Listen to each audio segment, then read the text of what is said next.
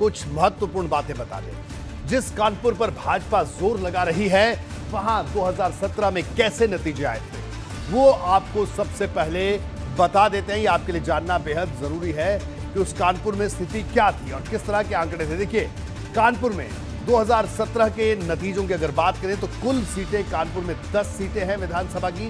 Bharatiya Janata party के पास 7 सीटें हैं, सपा के पास 2 सीटें हैं और कांग्रेस के पास 1 सीट है।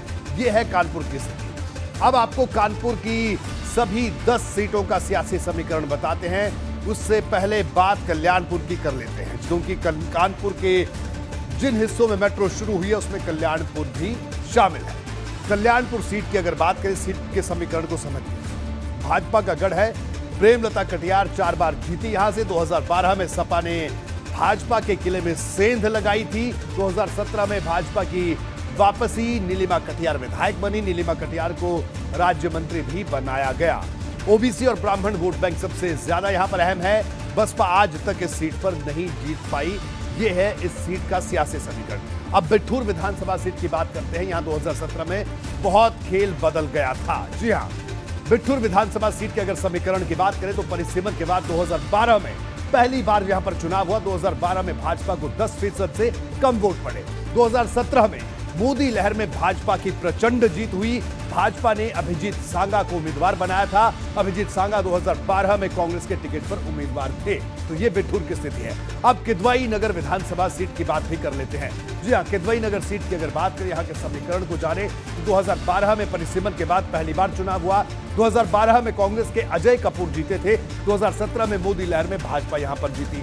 भाजपा के महेश त्रिवेदी यहां से विधायक हैं। ब्राह्मण बाहुल्य सीट है। सपा और बसपा का जनाधार यहां पर कम है। सवर्ण और दलितों के साथ साथ मुस्लिम आबादी भी यहां पर अहम रोल निभाती है। कानपुर की गोविंदनगर विधानसभा सीट की अगर बात करें और इसका समीकरण भी बेहद रोचक है। गोविंदनगर सीट के अगर समीकरण की बात करें तो हर बार भाजपा और कांग्रेस में यहां पर टक्कर होती रही है। आप देख भी सकते हैं, इन आंकड़ों के जरिए भी हम लगातार आपको दिखा रहे हैं कि किस तरह की स्थिति यहां पर बनी हुई है। और 2002 से 2007 में कांग्रेस के अजय कपूर यहां से विधायक बने हैं। हम ये आंकड़ों के जरिए आपको दिखाने की कोशिश कर रहे हैं। और 2012 और 2017 में भाजपा के सत्यदेव पचौरी यहां से जीते। सत्यदेव पचौरी 2019 में कानपुर से सांसद बने। उपचुनाव में भाजपा के सुरेंद्र मैथानी ने यहां पर चुनाव जीता। ब्राह्मण बाहुल्य सीट है, करीब 50% ब्राह्मण है। दलित और पंजाबी वोटर भी बेहद अहम है।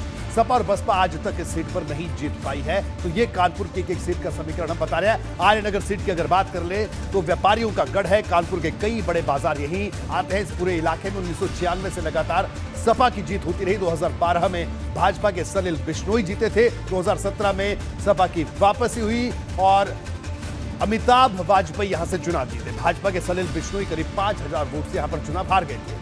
2017 में बसपा को सिर्फ 6000 और कांग्रेस को 1500 वोट इस सीट पर मिले थे। आप सोचिए ये सीट कितनी अहम है। सीट का समीकरण को भी समझिए। सीसामऊ सीट बड़ी चर्चित सीट है। सपा के चर्चित विधायक इरफान सोलंकी की यह सीट है। 2012 से लगातार इरफान सोलंकी विधायक है। 2002 और 2007 में कांग्रेस के संजीव दरियाबादी जीते थे। 1991 से लगातार 3 बार भाजपा के राकेश सोनकर भी यहां से जीते। मुस्लिम बाहुल्य सीट है। 80,000 से ज्यादा दलित वोटर भी इस सीट पर हैं, जो कि अहम भूमिका निभाते हैं। जी हां, महाराजपुर सीट की अगर बात कर ली जाए, इसके समीकरण को समझा जाए तो कैबिनेट मंत्री सतीश महाना की सीट है। सतीश महाना पहले कैंट से चुनाव लड़ते थे। 2012 में परिसीमन के बाद सतीश महाना ने सीट चुनी। महाराजपुर क्षेत्र में ज्यादा ग्रामीण इलाका है। 2017 में सपा और कांग्रेस दोनों ने उम्मीदवार उतारे। 2017 में बसपा यहां पर दूसरे नंबर पर रही थी। तो ये कानपुर की उन तमाम 10 सीटों की हमने बात बताई। बल्हौर सीट की बात करें तो आरक्षित है। 1993 से लगातार विधायक यहां पर बदलते रहे। 2017 में पहली बार भाजपा जीती और भगवती प्रसाद विधायक बने। 2017 में बसपा के कमलेश दिवाकर दूसरे नंबर पर थे। ओबीसी और दलित बाहुल्य क्षेत्र है, पिछड़ा ये इलाका माना जाता है। कैंट सीट की बात करें, भाजपा का गढ़ था। परिसीमन के बाद जातीय समीकरण बदले। 91 से 2012 तक लगातार सतीश महाना विधायक बने। 12 में भाजपा के रघुनंदन भदौरिया जीते। 17 में कांग्रेस के सोहेल अंसारी यहां करीब 10,000 वोट से जीते। 2017 में सपा को 6,000 से भी कम वोट मिले। चौथे नंबर पर समाजवादी पार्टी इस सीट पर रही थी। और आगे की बात कर ली जाए तो घाटमपुर की बात करें और घाटमपुर सुरक्षित सीट है। दलित और ओबीसी वोटर यहां पर ज्यादा है। 2017 में पहली बार भाजपा जीती। कमल रानी वरुण विधायक बनी, मंत्री भी बनी। कमल रानी वरुण को कैबिनेट मंत्री बनाया गया। कोरोना से कमल रानी वरुण का निधन हुआ। उपचुनाव में भाजपा के उपेंद्र पासवान यहां से जीते और कांग्रेस दूसरे नंबर पर रही। 2012 में सपा जीती थी और 2007 में बसपा की जीत हुई थी। हमारे साथ अभिज्ञान प्रकाश हमारे साथ जुड़े हुए, सीधा उनका रुख करेंगे। अभिज्ञान,